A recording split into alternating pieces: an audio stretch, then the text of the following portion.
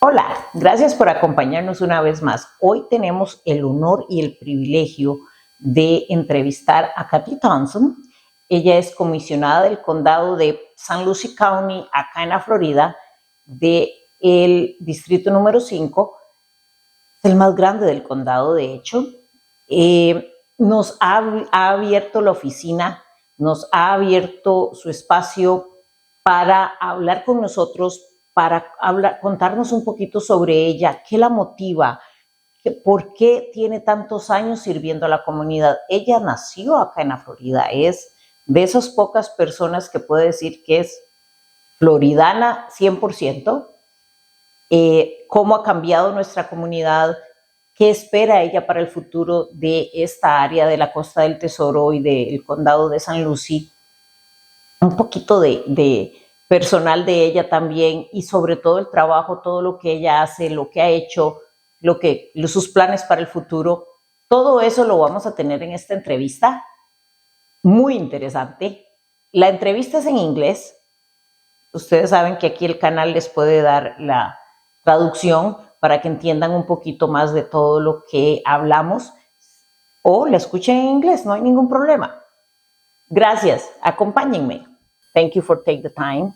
Thank you for talk to the people in the community and even people outside the community who may be thinking about moving here or investing here or something. So really appreciate for your time. I know you're super busy. That's so okay. Really, I'm here to help any way I can. And you're the one that's time is as valuable as mine. And I think it's great that you're doing this.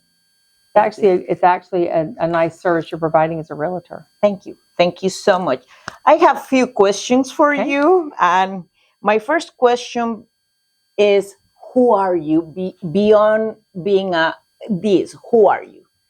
So I'm a mom and a wife and a grandmother. And I enjoy gardening. And I enjoy taking my husband on Sundays and getting in our Model A and going for a ride and driving around the spots in Florida and just seeing areas in Florida. I'm a realtor investor. I invest in real estate. I have several homes that I invest in, and I have Airbnbs. I used to be a realtor, and I also had a bed and breakfast, and I've had multiple companies. I've been self-employed since I was 17. Oh, wow. This is probably the only job I've ever had that I have stayed at this long. Because even in my businesses, I would get, this is where God wants me to serve, and I would go. And once I conquered, He would always open another door for me, and I would sell and I would go to the next journey, right? Never thinking politics was ever a part of my life because I never thought about getting into politics. But being here, I think, because it's forever changing day to day. It's never the same. With my ADD, this has kept me going to where it's something new every day. I never know what today's going to bring, right? Like the lady that you just witnessed calling about the stray cats. This morning it was somebody that had a code violation. Earlier this morning it was somebody that built a home and FP&L won't give them the power pole. And so, being able to have those relationships through the years and contacting FP&L, it is FP&L's fault. It is their fault as to why they don't have the power pole.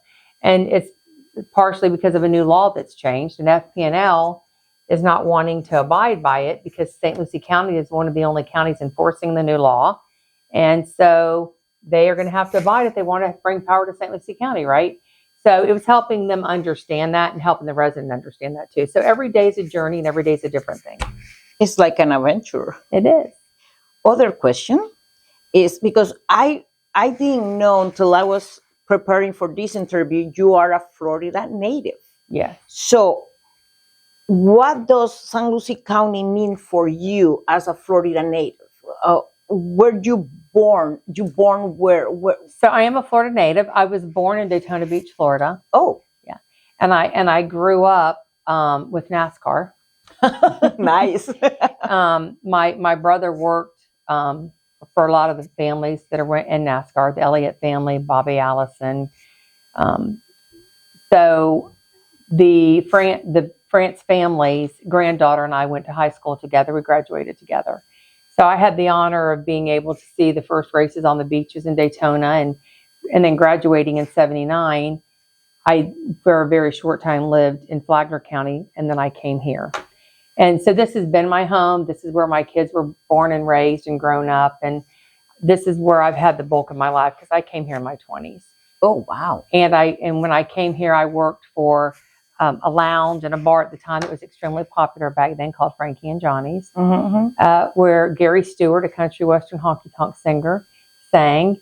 And so I go back to when I'm amongst the people with the locals, I understand what they're saying because a lot of the things they're talking about are the things that I was able to witness and grow up with too. And I was one of the bartenders serving them the drinks. Right.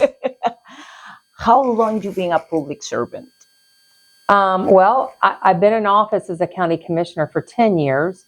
Prior to that, I was on the planning and zoning board. I think I served on that board for about 4 or 5 years before coming here. I was Franny Hutchinson's appointee at the time. And then prior to that, I was the president of the League of Women Voters. So why did you decide to become a public servant? Well, what moved you? What you saw in the community? You say, I have to jump in. I grew up with a father that was a public servant, and I grew up with a father that was very engaged in the community. He was very involved with Harriet and Crippled Children's Home through the Elks Club, which I was a patient. When I was born, I was crippled. And they paid for my medical. And so I'm forever in debt to the Elks Club because of what they've done for me to give me my life. And so watching my dad through the years, I just automatically did those things with him. You know, when he would want to go do something to PAL, or he would go to the hospital and play Santa, I was the elf. So Really? I always did those things with my dad. And so when I was with the League of Women Voters, I really just got into that at the time to educate myself. I wanted to learn more about the process and democracy in the system. Seeing that it was going one direction, I was not comfortable staying in that organization because it was becoming, you know, that agency was set up to be kind of like what you're doing, to educate. It would do shows and everything. It would do pros and cons. And when they started taking action and endorsing candidates and being involved in the referendums and stuff, it was time to step aside. I couldn't go in that direction because to me, it was about neutral grounds. At that point in time, I opened up my bed and breakfast, and I was in a very bitter battle of a lawsuit with the county. My neighbor wanted my property. Ooh. And was in bed with several commissioners back then. So a couple of those commissioners who went to the planning and zoning department had told the planning and zoning department to do what they had to do to make sure I was shut down. So it was a 5-year battle. I had roughly $2 million invested in everything, including my lawyers. I went through 6 different attorneys, and I ended up winning. I ended up getting to stay open. They at first had told me I had 6 months to wrap up and leave. And I came back in with a zoning change. And through that process is where I learned really how corrupt politics could be. And I, at that point in time, thought we were a small county back then. And so Commissioner Hutchinson asked me to serve on planning and zoning. And I remember saying to her, well, I don't know, Freen, if you really want me to do that, because I'm not going to do what you tell me to do. And you know me, I have a mouth, and I'm just going to say the way it is. She goes, that's where I want you. I'll never tell you how to vote. I'll never tell you what to do. You're my appointee, and I trust that you'll do the right thing. And we probably won't agree on everything. So we had a very, very good relationship and a friendship. So from that, I'm just thinking I'm just going to be on planning and zoning, and life is good. And I enjoyed it. It was a lot of fun. We were a great group back then. Councilmember Morgan was on the board with me. And, you know, we always enjoyed our meetings. They were once a month, and we were volunteer. And so through the process of that, though, there were some things happening up here at the county that there were people that were not being treated fair. And so at that point in time, once I won and I was able to stay open, people in the community were asking me to run. They actually wanted me to run for supervisor elections. I support Gertrude. I think that Gertrude's done an amazing job. And so I wasn't interested. I was never interested in getting into politics, really. But, But here you are. At the time, there was a lot of people that had asked that. So I was at church one day, and I was planning and zoning commissioner. They were having some issues, and I was able to help them through being a planning and zoning commissioner. And so the minister said, we really need you in office. And I was like, you're like the 10th person that has said that. So I don't know, but it's like this God telling me something. So I did decide at that point in time, when several other people came to me, that I would try, right? I don't know that I'm going to win, but I would try. And so obviously I ran and I won, and it was very broken. It was very broken up here. And there were a lot of employees at the time that were, I don't want to say not nice, but they were very unethical. I mean, they were going as far as during my campaign, when they were finding out businesses were supporting me, they were going to the businesses and trying to intimidate the businesses. Wow. And the businesses were calling me saying, your assistant county administrator was in here trying to intimidate us, and your planning director. And then there were directors amongst the departments telling staff, you don't want to support her because she has an axe to grind because the county tried to shut her down. It was very, very nasty. Wow. But I persevered. And the sad thing is that when I won, there was a lot of employees that were really afraid of me because of what they were told. And that's sad, because I'm really not a mean and vindictive person. I mean, I know you for years, and I don't see you that way. So like coming in, I wanted to have meetings with the various departments and staff. And in doing so, I was very fortunate and blessed. I won my election in August or in an open primary. So I had time before I got sworn in November to be able to come through and meet with staff and meet with directors and meet with the county attorney, and to kind of do a lot of homework before I got here. And there was quite a few employees that were very intimidated and threatened by me because of things that their bosses had told them. And I felt bad. I felt bad for them, because that's not fair to them, for them to have to come in under those conditions. But at the end of the day, through time, they realized that they were lied to, and I'm not at all what they said I was going to be. So it all worked out in the end, right? That's good. And so I believe in term limits. And after my second term, I was not going to run again. Through those 8 years of me being here, people still asking me to run for supervisor elections. So I had said that I believe in term limits, and when I no longer am here serving, I will consider that. I will consider that as a position, but at this point in time, I still feel I won't run against Gertrude Walker. I've been involved in that office for like 16 years. I was a poll worker, and then I went on to be a clerk. I've overseen her budget now for 10 years. Yes. I've been on canvassing boards. So I have the experience and the relationships with that office. Yes. And I think she has amazing staff. And I think she does a great job. So my term was up in 24, and I was not going to run again. I was going to take a little vacation and just kind of see where life took me. And knowing that my homeless shelter that I've worked really, really hard on probably wouldn't pass,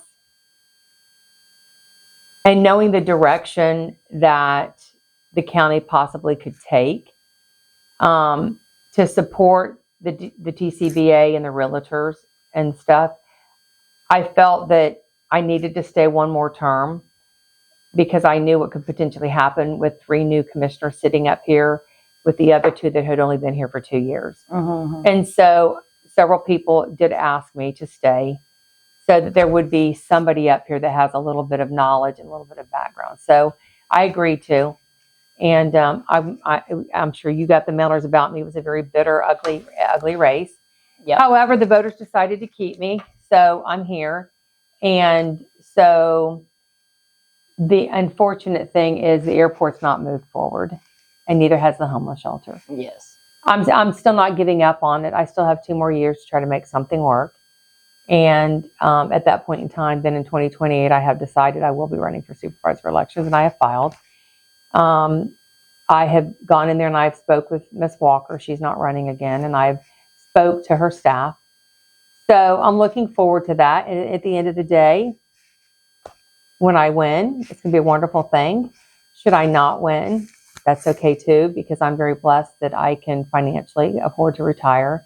And then I just get to spend more time with my husband and my grandbabies. So I win either way. That's true. And I don't think that I will stay out of politics for a year or two, simply because I do want to see something come here for the homeless and the mentally ill, New Horizons. And so, it's something that it's not that everybody that's homeless or mentally ill is on alcohol or drugs. Yes, that's true. I work a lot with veterans. I help a lot of veterans. So a lot of them have PTSD. Mm-hmm. And so the tornado that happened here a year ago has created elderly people to be homeless because they could not afford insurance and they lost their home. And now they have nowhere to go because they cannot afford first class and security to get anywhere. And so the good thing is United Way does have some grant funding. And so when I do get a call, I am able to channel some of that through Mustard Seed Ministries and through United Way, and to be able to find placement for them. How long that money is going to last, I don't know. But at the end of the day, we still have other people that don't qualify for those fundings. That's true. And we have New Horizons that the beds are full. And so there are several churches that are wanting to assist and aid and do some tiny homes. And so when I do walk in 2028, I'm hoping that whoever replaces me in this seat, they'll continue to champion that. And one of the gentlemen that's running for my seat, I know that he will, and he's ex-military. Mm-hmm. And so I want to see that through. And then once I see something at the airport and I see something for the homeless and mentally ill, then I can be at rest, because, it affects every life. It affects every family. That's true. And so it's been a challenge this past year with the housing and development. You being in real estate, you understand. People are upset about the growth, but you have to have growth, and there's property rights. Mm-hmm. And the things that I say to people is, when your development was going in, there were the same people arguing against the development that you live in. And so had that development been denied, you wouldn't have the privilege and honor of living where you live today. And so we need to be mindful too that Florida is a property rights state. And so when somebody does come in to talk to me about real estate, they know I'm not going to give them the carte blanche. Whatever the density is, you're not going to get that density. You're going to have to come in with less, right? Yes. And then I try to get 10% less out of that. So I do try to negotiate with the developments, and I do ask for more green space and less density. And the downside to that is if it doesn't pass, they're going to sue the county. They're going to come back and win. And when they win, there's no negotiations. They're going to come in and they're going to put in the highest density they can.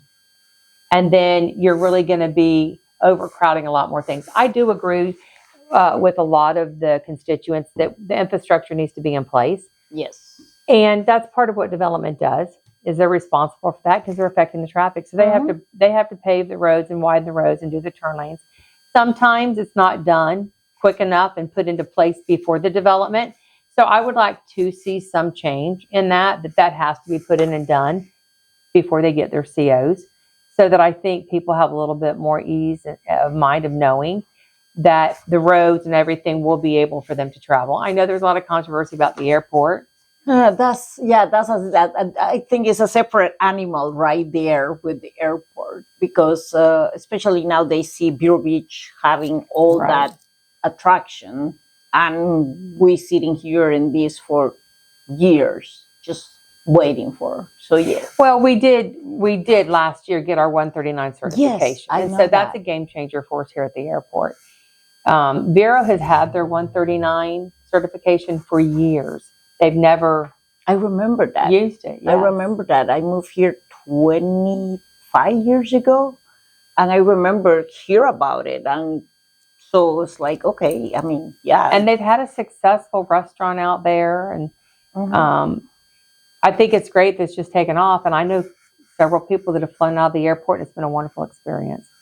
So you've gone to our new hangar. You were there Yes. the day that the realtors had something. Uh-huh. The hangar's not exactly what I had envisioned it to be. I would have I preferred not to have the wall all the way to the ceiling. I would have preferred it to be more open concept like the restaurant. Yes. That's more of a 70s version, in my opinion.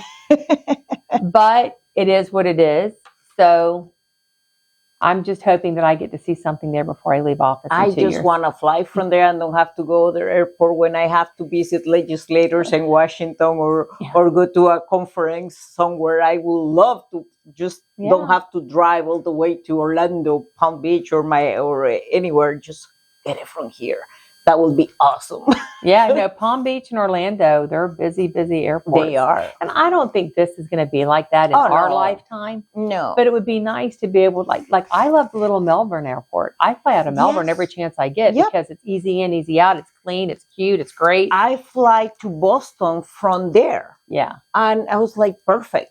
I didn't have to deal with, and my son lived close by the airport. So I was like, hey, you drive me to the airport and pick me up. I don't have to worry about parking. Yeah, Melbourne, I think, it's a sweet little airport. Mm-hmm. So I'm hoping that we get something here within the next 2 years. Oh, that sounds awesome. That sounds great. I will count you on that one.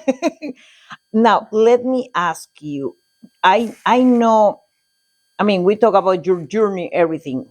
So what is being the most challenging part of being a public servant or being in the community? What is the most challenging thing you face? The most challenging thing being in the community, I have to say, has been nothing. Really? No. The community has been great. They've been welcoming. Yes, there are people on social media that get there and they slam you and they lie about you and you're bought and paid for and all of this. They can look at my checking account. I'm worth less today than the day I went in. And you know what? You expect that coming into this position. You know that that's going to happen. Yeah. And as long as you know your truth and you know your heart, you know what you've done, you can't let that stuff bother you. You really can't. Because most of those people are fake profiles anyways. They're just fake profiles that they put up to be able to be a keyboard warrior and run their mouth. Mm-hmm. I think the most challenging thing, though, as far as me being in office, has been I'm from private. I've owned my own companies. And when something isn't right, and I was a second chance employer, most of my employees in my last company were all convicted felons. Not that I did not go through the program of the second chance employers. Mm-hmm. I just independently did it. I gave them that chance and that opportunity. Mm-hmm. So when there was something wrong, I could just change it. I was the owner of the company. If one of my employees needed something or they needed counseling, or I could pay and get them the help that they needed. In government, you can't do that, right? In government, there's a lot of red tape, and you've got to go through this. You've got to go through that, and it's very corrupt. There's a lot of corruption up here, right here in St. Lucie County, and I think the biggest challenge is when you have a board that's not willing, which we currently have today. Mm-hmm. This board does not work together.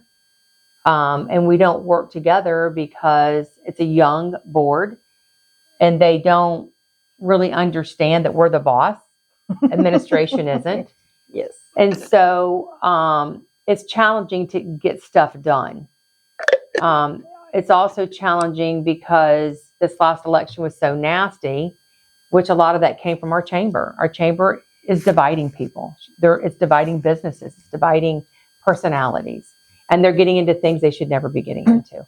And so I think as far as if I had to say what's the biggest challenge being in office, I think it's the fact of understanding that even though you know something is right and you know that this is what has to be done and how it has to be done, it's not going to happen with the vindictiveness of other commissioners just because they want to vote against you to make sure it never happens. You have to have 2 other votes.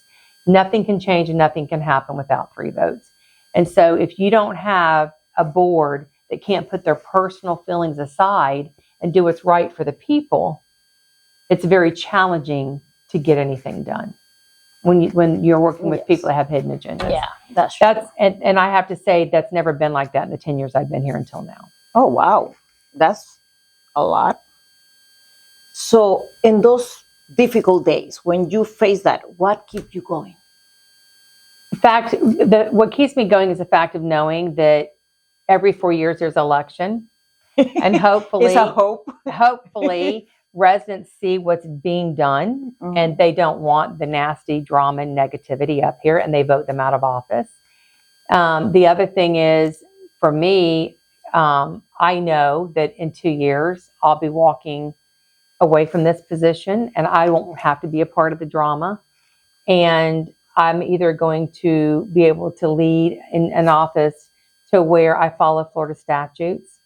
And if there's something not right in my office, I can make that change because I don't need 2 votes.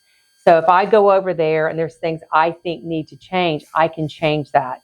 And through conversations with staff that's worked it every day, we can talk about it. And we can say, so this hasn't been working.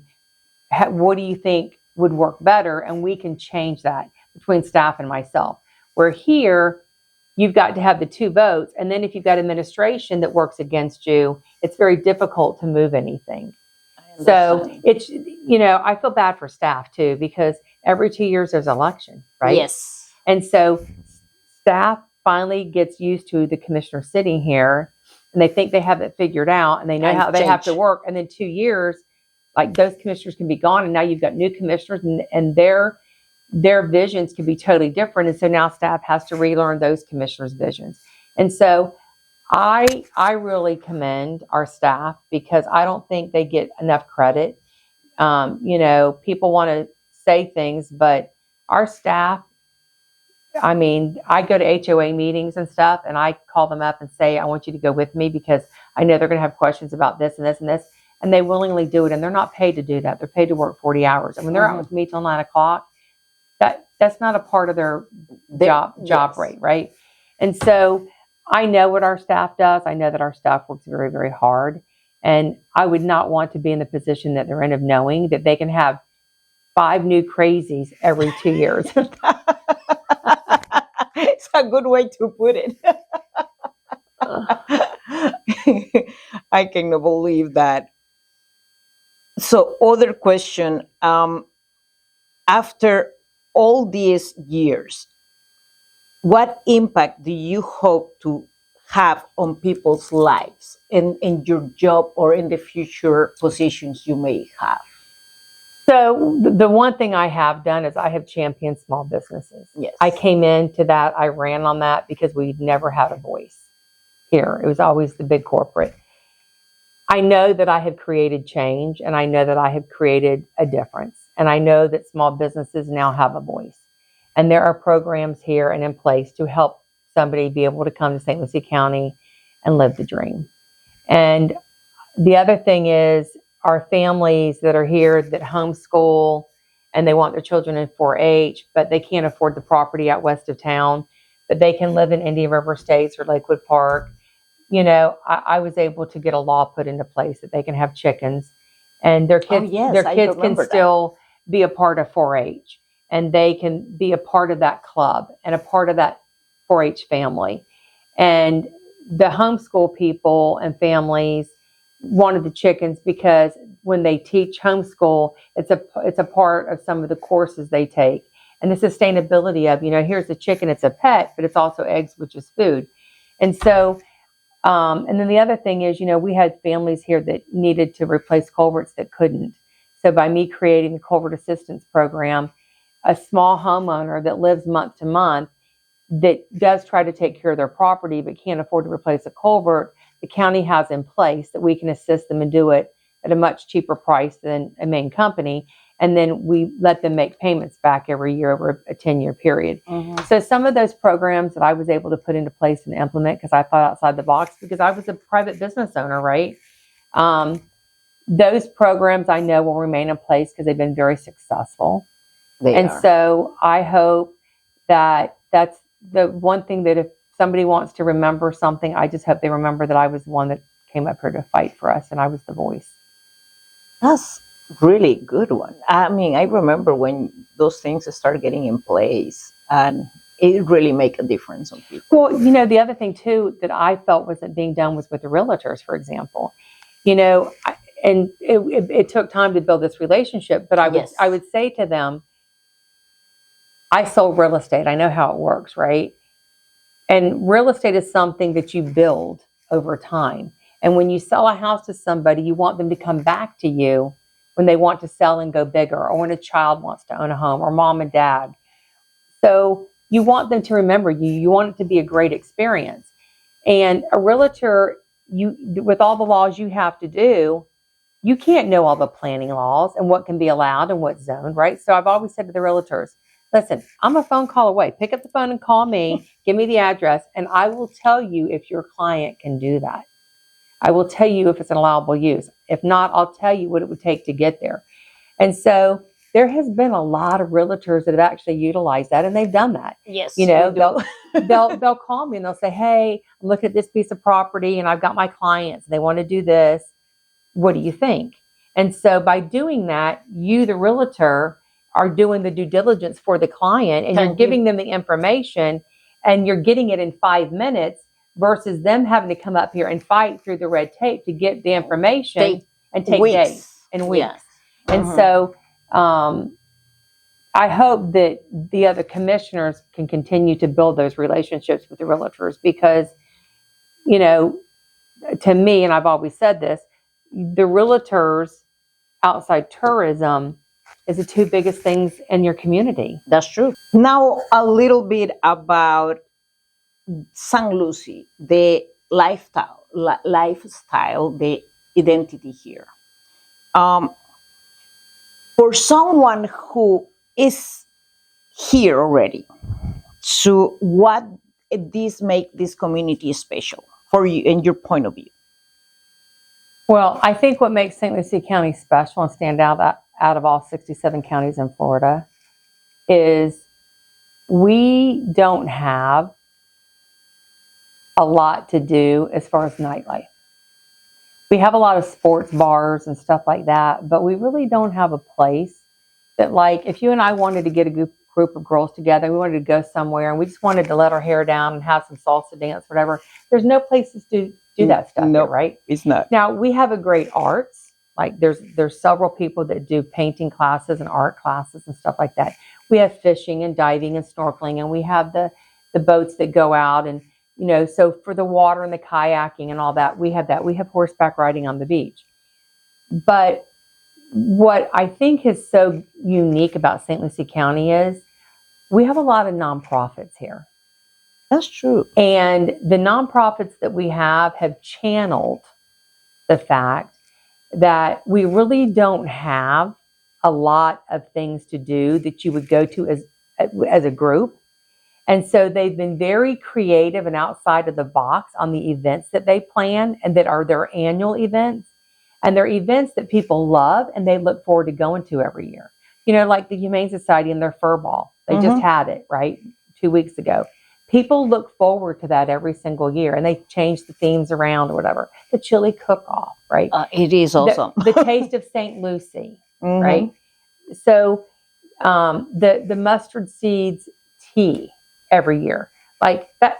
People can't wait for that to come because they love, and it's pretty much 90% of the same people that go to that, right? It is. And so. And the Fort Pierce Women's Club and the great things that they do, and they do the quarter auction, and they do the bingos, and and then the Port St. Lucie business, they do the fashion show. So there's always something going on, and the beauty of it is you're not just paying to go to something to go have fun. You're paying to go to it to have fun, but you're paying it towards something that makes a difference in the lives of the less fortunate in St. Lucie County. And I think that the bulk of our main nonprofits here, they figured that out and they do it right. And when there is something special that comes and there is a certain person of need, this community embraces that person and gets behind it, and they do a fundraiser and they raise the money, or they get the food, or they get the stove or whatever, like even Kendra with the Kids for Hope, she runs into families that have come into issues, and she puts a post out there, and I've got a stove, and I've got clothes. And so the families that I know that have had fires and lost everything, people have put stuff out there on the internet, and people have had clothing drives for them. I am on the board of directors for Florida Association of Counties in Florida. Oh, really? And twice a year, I get to be with all 67 counties. And I can tell you, there's other counties that are very jealous of St. Lucie. They admire our transit department. Mm. They are envy of our fire department. Because, we're the first and only one up until like a year ago that went out for referendum. And the voters decided that they're their standalone. They are their own entity, their own district right now. And our fire guys get it. And they do a great job, and they did it right? So other counties are envy of that as well, right? And so, I just smile, and I say, that's what You're like that, yes. That's my county. That's what I love about us is, anytime there's something that happens, we figure it out, and we always aid and we always assist. Just like, the things at TCBA and the realtors and the Rotary and, like the park needed all that equipment and playground. They got together and they rebuilt that whole playground. Yes, I remember. I think was working the Kiwanis that did that over on the beach. I was working in there, and I mean, I'm very skilled, but my dad was electromechanic, so I learned to use tools and everything, and I was there working. Same thing with the tornadoes. We were there. You saw people bringing food, gas, chainsaws, everything. Well, I know when the hurricanes came through and devastated the Bahamas. My son had a business over there, and he's like, "Mom, I want to do something." I mean, we got hit a little bit, but the Bahamas at Treasure Cay is devastated. And so I said, "Okay, what do you want to do?" And he goes, "I want to go rebuild that island, and I want to get food and water over there, and I want to help those families. I know those families." We put something out on Facebook, and 4 or 5 people jumped in and said, "We'll help. We'll sort the stuff." We had so much food and so much water, and we were taking 6 planes a day over there. And it got so big, we ended up having to take barges, and we ended up taking 3 barges over. Finally got to the point where we're taking the portable houses and stuff. And the people that are on that island are forever grateful for what came out of St. Lucie County. That's true. And because of the things that you did. I know Katie, and at EDC, she's probably going to be angry at me for bringing her name up because she's so sweet. But just another example, with this last storm, she's like, "Kathy, my country was devastated. I want to help my country." Yes. And so some people got together and did some things, and things were taken over there to help, right? So I just think that we get that right. We do that right here in St. Lucie County. When the tornadoes happen in Spanish Lakes, I know a lot of people who doesn't have the time, whatever, to just go buy things and bring it. So it's like, you know what? Send me the money. You guys know me. I will go shopping. I will take care of everything. At the end, take me 5 trips. I have a SUV where, it's a lot of store in the back to put everything. Take me 3-4 trips to bring. It's like, okay, guys, what you need more? And they're like, oh, we need cleaning supplies. We need this. We need a lot of people bring water and this. Well, we don't have. They needed baby diapers, formula. They're like, well, we need diapers. We need adult diapers. They didn't think. So I was going with cases of Clorox wipes and cleaning supplies and adult diapers. I remember I was in BJ's buying adult diapers, like a whole car, and people looking me in the cashier like, okay, was something wrong with her? Just this last winter when we had cold snaps. Yes. We started a cold weather shelter here a couple of years ago, and there's still a lot of your homeless that don't want to go. So I just put a little post out on Facebook. Even though we have a cold weather shelter, there's still people not wanting to go. I'm collecting blankets. And a lot of people know that believe it or not, I am very private. And so rather than going and posting all this stuff, they just started calling me. They started bringing blankets downstairs. I ended up with almost 200 blankets. Wow. And I was going out. As fast as I was getting them, I was going out that afternoon, and I was going to the camps and going to the sites and taking them the blankets. And some people were bringing in pillows and quilts. And I was taking them as fast as they were bringing them in. And those people were grateful for that. And, there's just so many beds in the cold weather shelter, right? But there's still people that just choose not to go. That's true. But just putting that out there.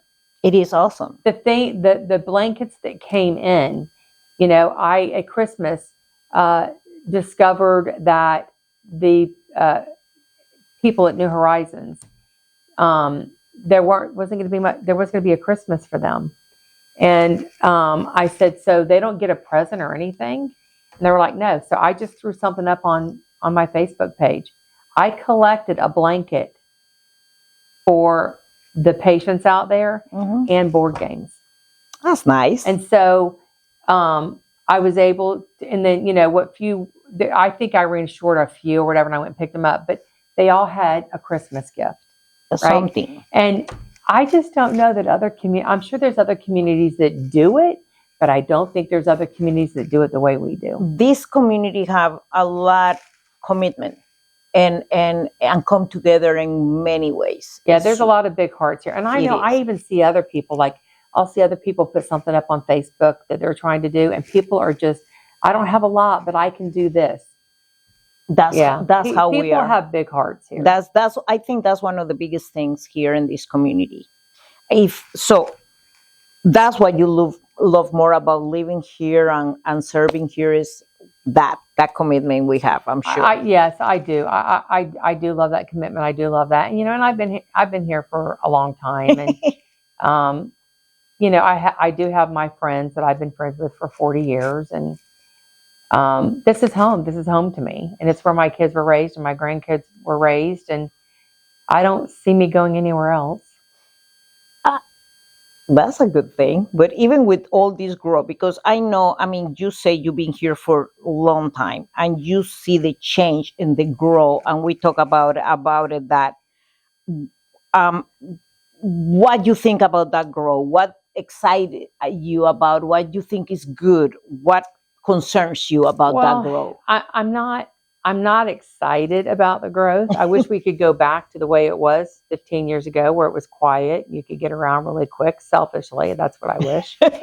Yes. But I am happy to see that there are places that we can go and we can keep our money local, that we can shop, right? So, back in the day, we had Orange Blossom Mall, and we had the outlet, we had the Kmart Plaza. And all that went away. And for a long time, we had no place to shop. And then tradition came in. And so when tradition came in, it gave us a place to go to stay local. And I continue to shop there when I need something. But it's nice to see some of the things that have kind of come back this way, North County, right? The little Kmart Plaza got revived. Okeechobee Road has gotten revived. Yes. I think the city's done a beautiful job over on the beach with the landscaping, the palm trees, and the businesses over there. They're all doing very, very well. And, Fort Pierce is a special place. Of course, I'm going to be partial to it because it's our waterfront and it's beautiful. And I'm partial to downtown because there was a place down there in the late 80s, early 90s, PJ Clark's. Do you remember them? No, I wasn't here. So that whole area down there was homeless, and you had a Coke stationery, you had the Harbor Federal Bank, and you had Roslow's store. Those were the only three that were really remaining from the old part of the downtown. Oh, wow. And there was a family back in the day that wanted to open up a restaurant and bar, and I went in with them, and I became the manager and general manager of it, and I took it over. It was a bebop and hopping place in St. Lucie County. and even when I was down there doing that, people were like, it's never going to survive. I said, no, it's going to revitalize downtown. It's going to show that people are not afraid to come down here, right? Main Street was formed. They started collecting funds to rebuild the Sunrise Theater. And things just started to blossom, right? And now look at what a charming little downtown Fort Pierce has. It is. Now, do I think they're 100%? No. I think the parking is a challenge. I think that they can do a little better on that. But It's great. You can walk downtown. You can do anything. You can get ice cream. You can get anything you want to eat. There's cute little boutiques. There's eye doctors. There's the Heart. There's the Art Cultural Alliance down there. And it's a tattoo place now. Yeah, there's everything down there. Uh-huh. And so the city is growing, and they're getting it right now.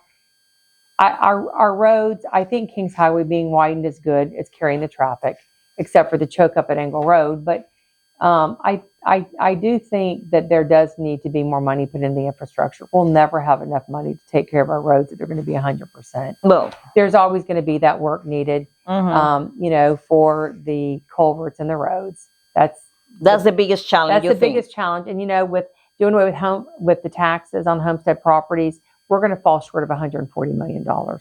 Like, where are we going to make this up? We'll figure it out, no doubt. I know we will. But I'm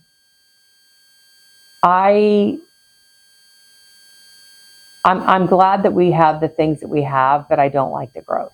I don't like the fact that there's now almost a half a million people in St. Lucie County. Wow. It's a lot of people. Why do you think all these people from all over, because, I work not only Treasure Coast area, I do international real estate also. So why you think a lot of people, not only in U.S., from other countries, decide to move to Florida and to Treasure Coast and to St. Lucie County? Well, I think that a lot of people decide to come to Florida because, we don't have state income tax, number one. We don't have that. I think a lot of people chose to come here during COVID because we didn't shut businesses down and mask people up, which was very appealing to a lot of people. I heard it because I traveled during COVID. I was in Carolina and Carolinas, and I heard everybody say, "Oh, you've got the best governor, we're moving." So I know there was a lot of people that came here during COVID. And like, if you want to work, you work. If you want to take your precautions, or you want to follow your rules. And out of the 67 counties in Florida, depending on whatever lifestyle you want, you're going to find it in Florida. That's true. Right? You can be North Florida and have your southern stuff, and you're changing of the seasons, and maybe an occasional snow, and you're going to come south over here. And I think for us here, the South has gotten so compacted and congested that a lot of people are leaving, and housing was still very affordable here. And that's why it pushed a lot of them from the South up, because they could be here and get to work faster than living there than getting to work. That's true. And our markets were still good, and our housing was still good. I don't believe we are anymore. I think, I could be wrong, you're the realtor, tell me. I think that our housing is equivalent to what Martin and Palm Beach counties are. They might still be a little bit higher than us. Yes, they are. But I don't think that St. Lucie County is an affordable place to live anymore. Because if you don't make $150,000 a year, you're not going to be able to qualify for a loan to be able to come here and buy a house. Well, it's a little less than that, but it is become high. That's one of the challenges, I think, as a realtor we see, is the affordability. That's one of the challenges. I think you're going to see more of families living together and sharing housing. I'm already seeing where people are doing additions and building in-laws suites, or putting in a tiny home, an ADU on their property, for a brother or a grandmother or parents to come into. And I support that. Multi-generations, like used to be when my grandma was a child. They have grandma, mom, and the kids in the same compound. I support having the small tiny homes and the ADUs. I think you're going to see more of that. I think also you're going to see, for a while the trend was go bigger, right? Now I think the trend is they're building smaller homes again. I think an average home today is like 1,300 square feet. I think we're back to having smaller square footage because of the affordability. I think if the homestead thing passes, it might spur some more, I think, of the real estate market here, because if it's going to be their homesteaded property, they're going to know that they're going to come to Florida and they're not going to pay property taxes, right? I do think that there will be a cap, though. I think that it's going to be like if you're 65 and over, something like that. I don't think they can just totally abolish property taxes. I don't even go there because it's so many options we don't know yet. So Yep. that's true. Yep. What you will say to someone thinking about moving here or hear about Lucie County, what you will tell them? What, hey, if I think about moving there or investing there, why? What you will tell them? Well, that's two different things. Like if you want to invest here, I think a lot of the investments for people that wanted like rental property and Airbnbs, I think that ship sailed. I don't think that there's really that opportunity here anymore. And what about if they may say a business? They want to put a business here. But well, if they want to put a business here, it would be interesting to see what kind of business that they're going to do. The one thing that we do need is we do need to have businesses come here that pay higher salaries. I would welcome anybody that wants to come here. I would never tell anybody no. And I would always tell them, it's a great place to be. There's, golfing and like maybe some museum and stuff. There's the botanical gardens. But if it's a family coming here from a county or another state that is coming here on a $20,000 or $30,000 salary, or coming here without a job and has no skills, I probably would say to them that you probably need to go to your smaller counties like Okeechobee, Hardy, some of your up North Florida things. Because I believe, in my opinion, they would struggle to survive in St. Lucie County. What you see in the future here in St. Lucie County in the 5-10 years from now? Or what you hope to see? Well, my hope would be that we kind of stop some of I don't want to stop the housing because we need housing. Well, statistically, nationwide, we are around 4.7 million short in housing for the population we already have. So that gives you an idea. I don't want to see development stop. Because development is going to pay for our infrastructure, for us to be successful, like our infrastructure to get us to the airport, right?